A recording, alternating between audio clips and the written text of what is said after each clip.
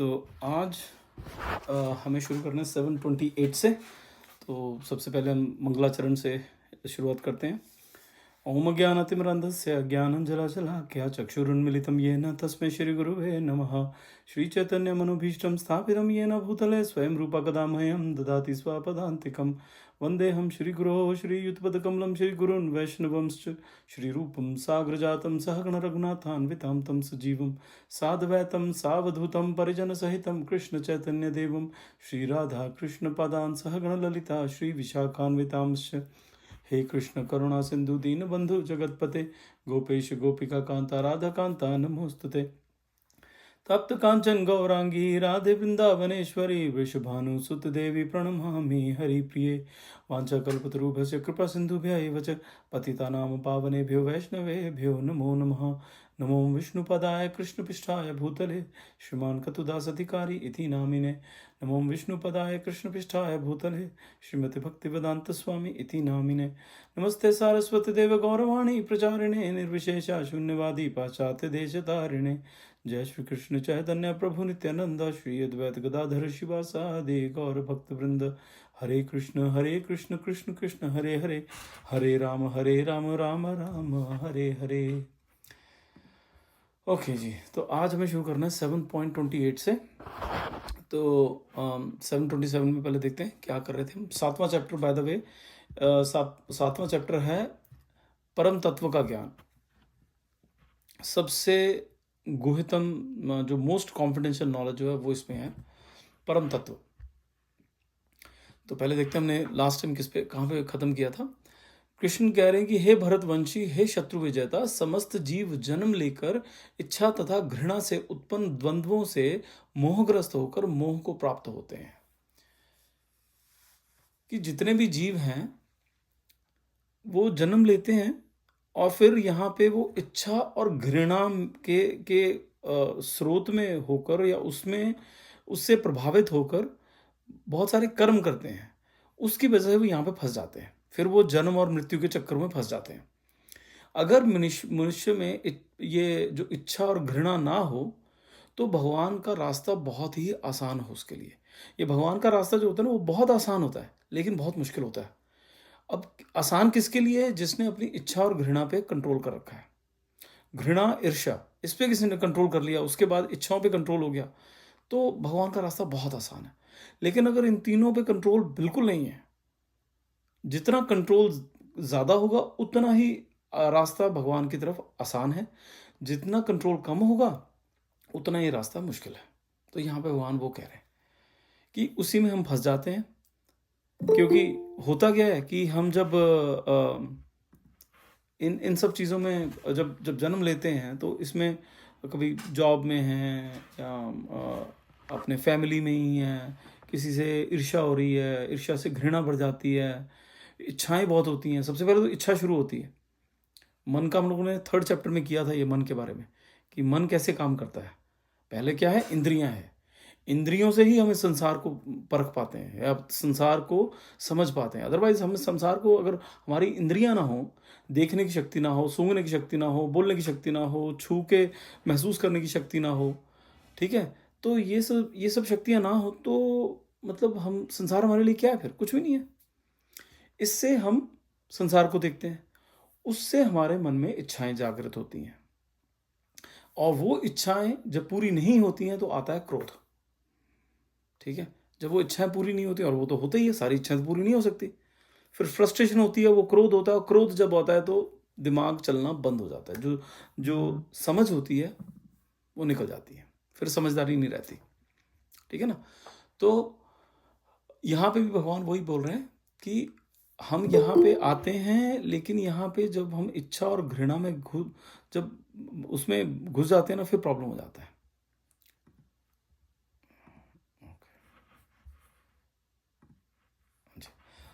चलिए अब आगे बढ़ते हैं 28 पे। येषां त्वन्तगतं पापं जनानां पुण्यकर्मणां ते द्वन्द्वमोह निर्मुक्ता भजन्ते मां दृढ़व्रताः।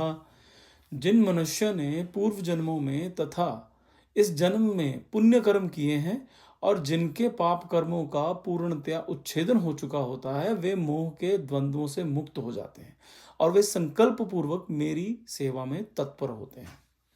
तो इसको थोड़ा डिवाइड करके देखते हैं क्या कह रहे हैं। पहले तो भगवान कह रहे हैं कि जिन मनुष्य ने पूर्व जन्मों में तथा इस जन्म में पुण्य कर्म किए हैं और जिनके पाप कर्मों का पूर्णतया उच्छेदन हो चुका होता है वे मोह के द्वंद्वों से मुक्त हो जाते हैं। कहते पहले तो जिन्होंने जो एक तरह से पाप मुक्त हो चुके हैं, तो उसका मतलब ये है कि ऐसा नहीं कि इसी जन्म में कोई 2-4 अच्छे कर्म कर दिए तो उससे मैं वो भगवान मिल जाएंगे ना। ये जो हम आज भगवत गीता सुन रहे हैं, आप सब आ रहे हो, क्लास में बैठ रहे हो, मैं बोल रहा हूँ, ये इस जन्म के कर्मों की वजह से नहीं है, ये पिछले जन्मों के कर्मों की वजह से है। ठीक है, सिर्फ इस जन्मों के कर्मों की वजह से नहीं है, ये पिछले जन्मों। नहीं तो कितनी दुनिया है, किसको पसंद है, किसको शौक है आधा घंटा अपना खराब करने का, दिन का, हफ्ते का, क्या वो साल का आधा घंटा खराब ना करे, वो कहे ना हमें ये क्या करना है, हमें सब पहले भी बहुत ज्ञान है। तो ये जो हमारी हमें जागृति ऐसी आती है, हमें इच्छा होती है कि नहीं हम भगवान के बारे में सुने, ये सुनना अच्छा होता है, दैट इटसेल्फ जो है वो आपके वो बहुत जन्मों के अच्छे कर्म होते हैं उसकी वजह से आता है। जब आपके थोड़े से अच्छे कर्म होते हैं तो आप जो देवी देवताओं में आपकी श्रद्धा बढ़ती है। जब आपके कर्म और ज़्यादा साफ होना शुरू हो जाते हैं तो आप देवी देवताओं में भी जो कैटेगरीज होती है उसमें धीरे धीरे ऊपर बढ़ना शुरू होते हैं। जैसे पहले लोग वो अपने स्थान देवता की पूजा करते हैं ज़्यादा, फिर पितरों के पास पहुंचते हैं, फिर उसके बाद और जो देवी देवता हैं, फिर जो मुख्य देवी देवता हैं उनके पास, फिर उसके बाद जाके कृष्ण के पास पहुंचते हैं।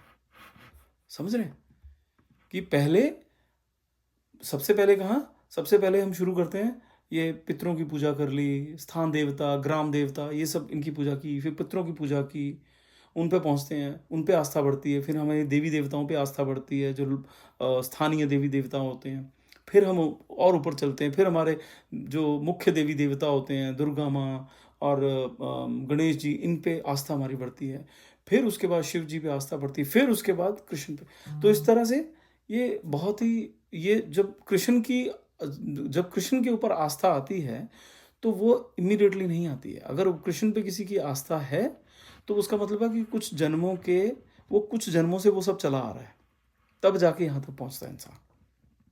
ऐसा नहीं कि सीधी ही कृष्ण के ऊपर आस्था, क्योंकि कृष्ण की आस्था थोड़ी अलग हो, थोड़ी सी डिफरेंट है वो। बट एनीवेज वो हम बहुत बार बात कर चुके हैं, फिर ही बात करेंगे।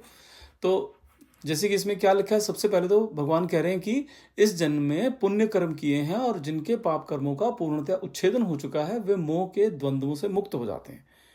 क्योंकि जिनका पाप मुक्त हो गया ना, जब हम पाप मुक्त होना शुरू होते हैं तो हमारा मन जो है वो स्वच्छ होना शुरू हो जाता है।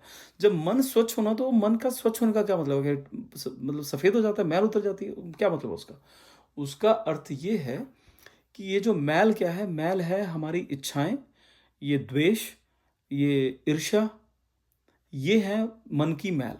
ये धीरे धीरे अपने आप उतरना शुरू हो जाती है। अब ये प्रैक्टिकली सोचा जाए, ऐसे कैसे उतरना शुरू हो जाती है? क्योंकि जब हम भगवान की और मन लगाना शुरू करते हैं ना, इट्स लाइक कि एक आदमी जो है वो आईआईटी की तैयारी कर रहा है, उसको पता मैं आईआईटी क्लियर कर जाऊंगा, या आईआईटी या कह लो यूपीएससी की तैयारी कर रहा है कि उसे पता मैं निकल जाऊंगा, बहुत इंटेलिजेंट हूँ, मैं निकल जाऊंगा आईआईटी या यूपीएससी में। अब उसके जो यार दोस्त हैं जो उतने नहीं हैं, या उसके जो रिश्तेदार हैं जो उतने नहीं हैं, वो पड़ोस वालों से लड़ रहे हैं कि भाई, पड़ोस वालों से उनका झगड़ा चल रहा है कि इन्होंने हमारे यहाँ पे कूड़ा फेंक दिया या उधर कर दिया। अब ये बंदा अगर ये सब चीज़ों में लगा रहे तो वो यूपीएससी क्या क्लियर करेगा? उसको तो फोकस करना है ना।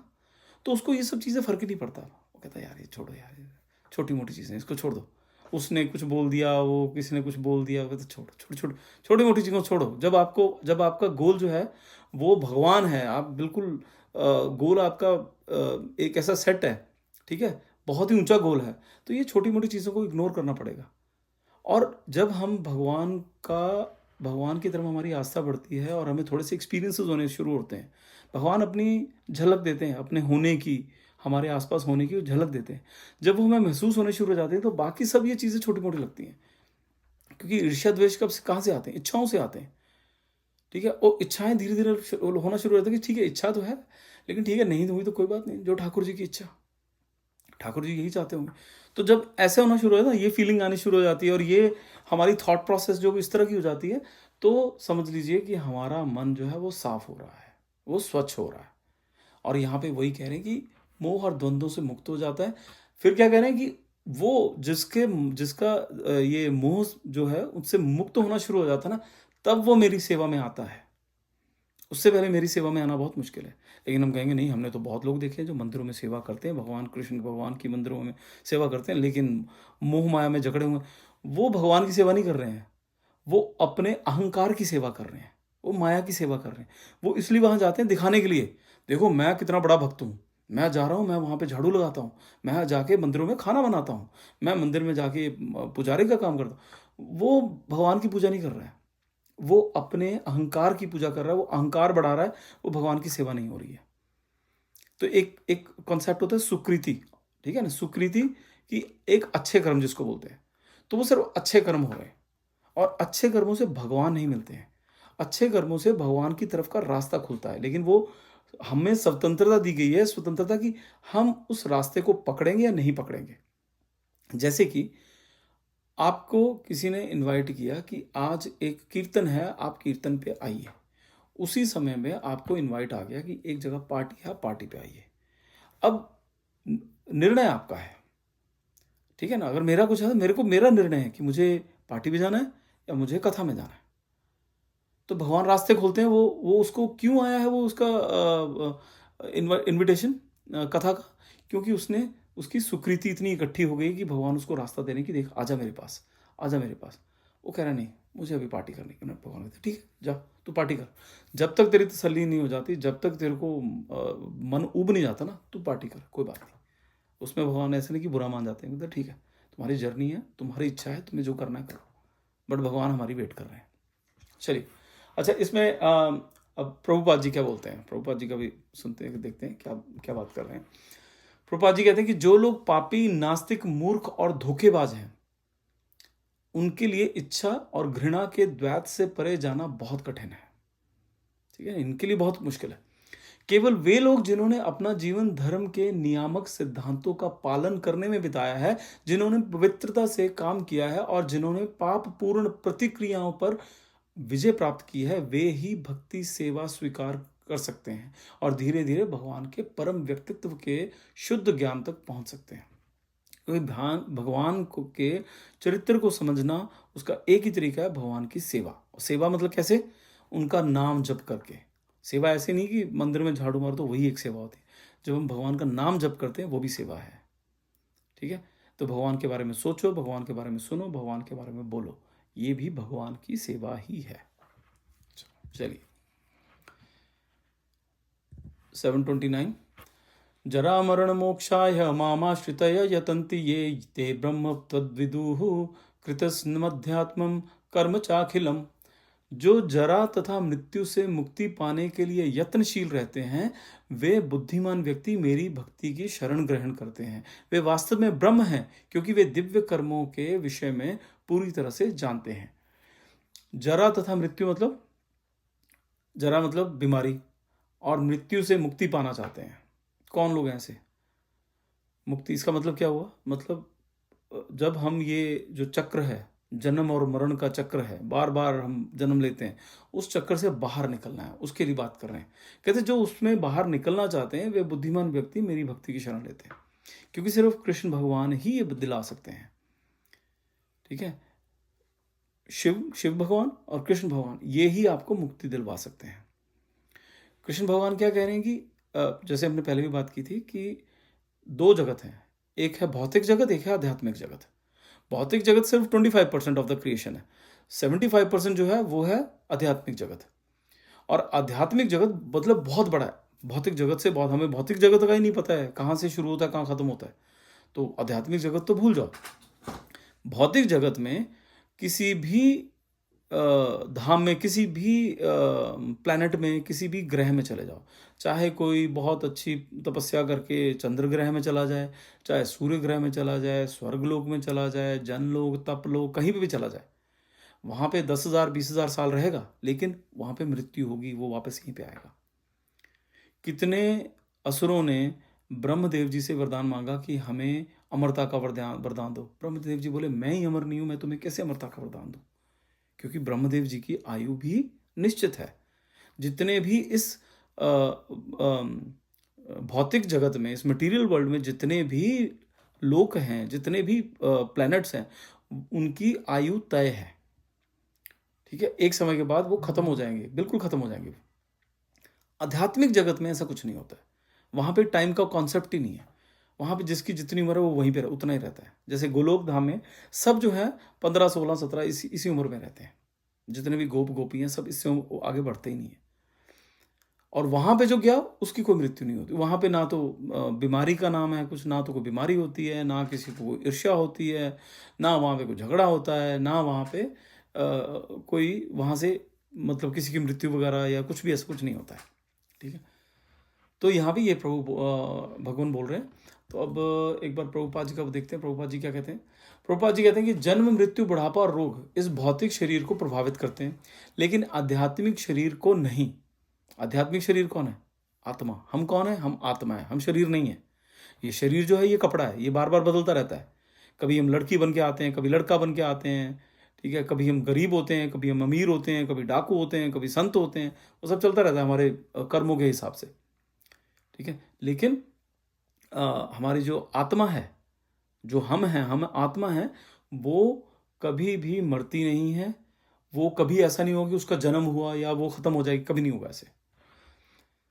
तो यहाँ पे कह रहे हैं कि आध्यात्मिक शरीर के लिए कोई जन्म, मृत्यु, बुढ़ापा, रोग नहीं है। इसलिए जो आध्यात्मिक शरीर प्राप्त करता है भगवान के परम व्यक्तित्व के सहयोगियों में से एक बन जाता है और नित्य भक्ति सेवा में संलग्न होता है। वह वास्तव में मुक्त हो जाता है। जो भगवान की जो अपने मूल स्वरूप में स्थित हो जाता है। क्योंकि हमें हमारा मुख्य उद्देश्य क्या है इस जीवन का?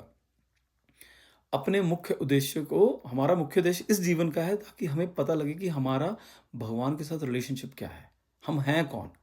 पहले तो हम हैं कौन? हम कौन है? हम हैं आत्मा। और हम कहाँ से आए? हम भगवान का अंश हैं, हम भगवान से बिछड़े हुए अंश हैं। जो क्वालिटीज भगवान में है वही हम में है, लेकिन फर्क ये है कि हम अणु हैं, हम बहुत निम्न हैं। हमारे जो क्वांटिटी बहुत कम है, उनकी क्वांटिटी बहुत ज़्यादा है। वो अगर एक जंगल की आग है तो हम उस जंगल की आग से छोटी सी चिंगारी जो है वो है हम। लेकिन दोनों में प्रॉपर्टी सेम है, दोनों में सेम वैल्यूज हैं, सेम प्रॉपर्टीज सेम है, सेम तरह की गुण है। लेकिन उनमें जो कितने ज़्यादा गुण हैं वो बहुत डिफरेंस है, बहुत ज़्यादा डिफरेंस है। ठीक है, चलिए आगे बढ़ते हैं। 7.30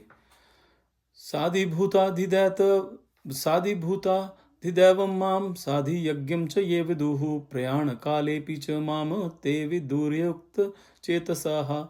जो मुझ परमेश्वर को मेरी पूर्ण चेतना में रहकर मुझे जगत का, देवताओं का तथा समस्त यज्ञ विधियों का नियामक जानते हैं, वे अपनी मृत्यु के समय भी मुझ भगवान को जान और समझ सकते हैं।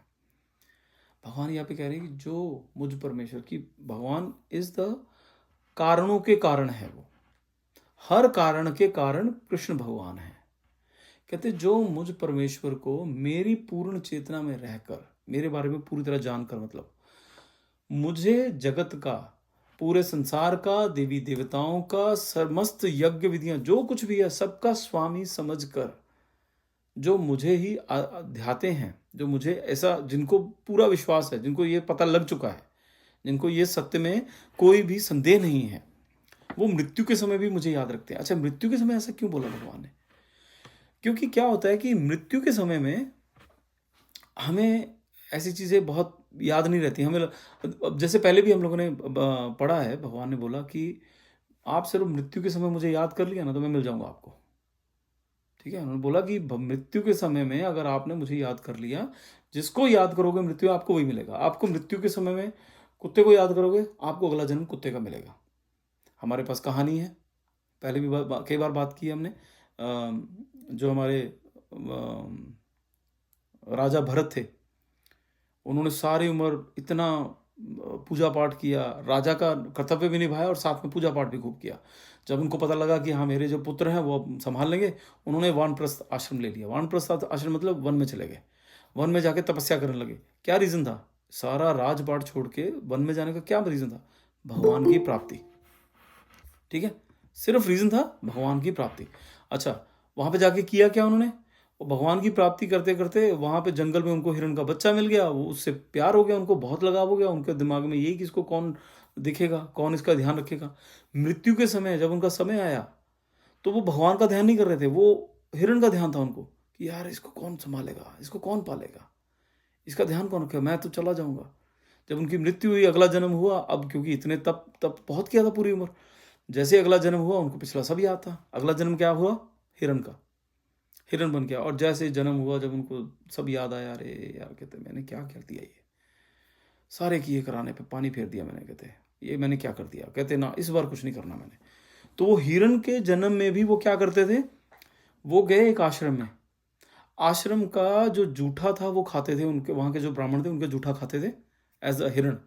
और बाद में जब मृत्यु हुई तो उस आश्रम, क्योंकि पहले जो होते थे ना आश्रम ज़्यादातर नदियों के किनारे होते थे, तो वो नदी में उन्होंने अपना शरीर आधा छोड़ के अपना देह त्याग कर दिया। तो उसके बाद उनका जो जन्म हुआ वो एक ब्राह्मण के बालक के रूप में हुआ। तो ब्राह्मण थे वो, लेकिन जैसे पैदा हुए फिर भी उन सब याद था उनको कि मैंने क्या किया था पिछले, वो सब। अब उन्होंने कहते अब मैंने कोई रिस्क नहीं लेना है, तो अब क्या करूँगा मैंने किसी से मतलब मोह रखना ही नहीं है। तो वो हर एक को ऐसे बिहेव करते थे सबके साथ कि जैसे मैं पागल हूँ, कि मुझसे तो सब उसको पागल पागल ही करते थे। तो उनको छोड़ दिया, जो भी है, बहुत लंबी कहानी है वो, ठीक है। तो बाद में एंड में फिर क्या हुआ, वो तीसरे जन्म के बाद फिर वो भगवान को प्राप्त हो गए, ठीक है। फिर वो भगवान को प्राप्त हुए। तो ये एक कथा है, एंड समय में जिसको हम याद करेंगे वही मिलेगा। ऐसे एक और कथा है अजामिल की। अजामिल ने क्या किया, अजामिल था ब्राह्मण, लेकिन थोड़ा इच्छाओं में और लस्ट में वो थोड़ा खो गया, और वैश्या से किसी से शादी कर ली और ब्राह्मणत्व छोड़ दिया। तो ये किया उसने 20-22 साल की उम्र में। 80 साल की उम्र तक वो ऐसे उल्टे सीधे काम करता है। वो ब्राह्मणत्व तो चला गया उसका, तो अब वो कभी कहीं से मजदूरी करता, कभी लूटपाट करता, चोरी चकारी करता, यही करता था। उसके एक पुत्र का नाम था नारायण, सबसे छोटा बेटा उसका नारायण। जब उसका मृत्यु का समय आया, यमदूत आया उसको लेने, भयंकर से यमदूत उसको लेने आए, वो नारायण नारायण आवाजें लगाने लगा। किसको आवाज लगा रहा था? अपने पुत्र को, अपने पुत्र को आवाज लगा रहा था, नारायण नारायण। जैसे आवाज लगाने लगा तभी वहां पे विष्णुदूत पहुंच गए। विष्णुदूत पहुंचे, उन्होंने उनको हड़का दिया कि भैया ये तुमने तो नारायण का नाम लिया है, इसको हम इसको तुम्हें नहीं ले जाने देंगे। वो कहते क्या बात कर रहे हो, नारायण कोई भगवान का नाम थोड़ी ले रहा है, ये तो अपने पुत्र का नाम ले रहा है। कहते कोई फर्क नहीं पड़ता, इसने नाम लिया है, किसका भी नाम लिया है, कोई फर्क नहीं पड़ता, इसने नाम लिया है, इसको हम तुम्हें नहीं ले जाने देंगे। तो उन्होंने इसको हड़का दिया, मतलब जो यमदूत थे वो चले गए खाली हाथ, और उसको बोला कि देख तेरी इतनी हालत तो है नहीं कि हम तेरे को गोलोक या वैकुंठ धाम ले चले। अब तुम्हें मौका दिया जा रहा है, अपना ठीक करो अपने आप को और वैकुंठ धाम आने के लायक बनो। तो वो विष्णुदूत वहाँ से चले गए। वो बाद में जब उठा उसको लगा रही है मैंने क्या कर दिया, पिछला इतना समय मैंने ऐसे बर्बाद कर दिया। तो उसके बाद उस ब्राह्मण ने, अजामिल ने 10 वर्ष गंगा के किनारे तपस्या की, उसके बाद उसको वैकुंठ धाम मिला। तो ये सारी कहानियाँ हैं, ये किस क्या स्थापित करने के लिए, कहते कि मुझ भगवान को जान और समझ सकते हैं मृत्यु के समय, क्योंकि मृत्यु के समय में भगवान को याद करना आसान नहीं है। अगर हमने पहले इस उम्र में, कई बोलते हैं ना अरे जब बूढ़े होंगे तब भगवान का नाम लेंगे, ना ना ना, तब नहीं लिया जाएगा। अब नहीं ले सकते तो तब भी नहीं लिया जाएगा। अब जो है, अगर हमने आज वो शुरू किया भगवान का नाम लेना, तभी मृत्यु के समय भगवान याद रहेंगे। अगर सारी उम्र हमने भगवान का नाम नहीं लिया और हम सोचें कि लास्ट के 5-7 साल में करेंगे या लास्ट के 1 महीना में भगवान का नाम लेंगे और याद रहेगा, तो नहीं, याद नहीं रहेगा। क्योंकि फिर वो जो माया है वो इतना जड़ हमें पकड़ लेती है कि उसको छुड़ाना बहुत मुश्किल है फिर, ठीक है। तो ये है 7:30। तो इसमें एक बार प्रभुपाद जी क्या कहते हैं वो देख लेते हैं। प्रभुपाद जी इसमें कहते हैं कि ये 7वां चैप्टर खास तौर पर बताता है कि कोई पूरी तरह से कृष्ण भावना वाला व्यक्ति कैसे बन सकता है, ठीक है। इस पूरे चैप्टर में इसी बारे में बताया हुआ। कृष्ण भावना की शुरुआत ऐसे लोगों की संगति से होती है जो कृष्ण भावना वाले होते हैं। ऐसी संगति आध्यात्मिक होती है और इंसान को सीधे भगवान के संपर्क में लाती है, और उनकी कृपा से इंसान कृष्ण को भगवान के रूप में समझ सकता है। नहीं तो बहुत कन्फ्यूजन है, कुछ बोलते अरे नहीं, कृष्ण तो जो थे वो बस बहुत महान इंसान थे, भगवान भगवान नहीं थे, वो तो आए, उनका जन्म हुआ, फिर मृत्यु हो गई, उनको तीर लगा पैर में। अरे पैर में तीर लगा, भगवान कृष्ण की बात कर रहे हो यार आप। आज की डेट में किसी को पैर में गोली लग जाए तो वो तब नहीं मरता। भगवान कृष्ण जो है वो पैर में तीर लगने से मर जाएंगे क्या? वो लीला थी। उनका जब मन करता है वो आते हैं। वो कभी किसी के गर्भ से पैदा नहीं होते हैं, जिससे हम लोग पैदा होते हैं वैसे नहीं होते आते हैं। वो प्रकट होते हैं हमेशा। अगर हम पढ़ेंगे शास्त्र ध्यान से तो वो हमेशा प्रकट होते हैं। तो ऐसे वो चले भी गए। अच्छा, फिर प्रभुपाद कहते हैं कि अच्छी संगति में कृष्ण भावना के धीरे धीरे विकास से जीव समझ सकता है कि कृष्ण को भूलने की वजह से वह दुनियावी नियमों से बंधा हुआ है। वह ये भी समझ सकता है कि ये इंसानी जीवन कृष्ण चेतना को वापस पाने का एक मौका है और इसका पूरा इस्तेमाल भगवान की अहेतुकी दया पाने के लिए किया जाना चाहिए। इस चैप्टर में कई विषयों पर बात की गई। परेशान आदमी, जिज्ञासु आदमी, चीज़ों की कमी वाला आदमी, ब्रह्म का ज्ञान, परमात्मा का ज्ञान, जन्म, मृत्यु और बीमारियों से मुक्ति और भगवान की पूजा, इन सब टॉपिक्स के बारे में हमने बात की। लेकिन जो असल में कृष्ण चेतना में ऊपर उठा हुआ है उसे अलग अलग प्रोसेस की परवाह नहीं होती है। फिर ये बातें देखिए हमारे सनातन धर्म में, और वही यहाँ पे भगवत गीता में भगवान भी समझाने की कोशिश करें कि भगवान को पाने के बहुत सारे तरीके हैं, अलग अलग प्रोसेसेस है। कोई भक्ति ज्ञान चूज करता है, कोई भक्ति योग, कोई ज्ञान योग, ध्यान योग, और उनके फिर आगे बहुत सारे अंग हैं, ध्यान योग और इन सब के बहुत अंग हैं। ठीक है, कहते हर कोई अलग अलग प्रोसेस अपनाता है। लेकिन कहते जो वैसे बस सीधे कृष्ण चेतना के कामों में लग जाता है और इस तरह असल में भगवान कृष्ण के हमेशा रहने वाले सेवक के तौर पर अपनी असली जगह पा लेता है। कहते जो भक्त होता है उसको किसी प्रोसेस से लेना देना नहीं है। वो पकड़ता है भक्ति योग। भक्ति योग क्या है? वो सबसे आसान। उसमें क्या है? सिर्फ भगवान की भक्ति करनी है, भगवान के सेवा करनी है। सेवा कैसे? मन से सेवा कर सकते हो आप। ठीक है, इसी के ऊपर मैं कथा सुनाता हूँ कि एक ये पद्म पुराण में एक कथा है।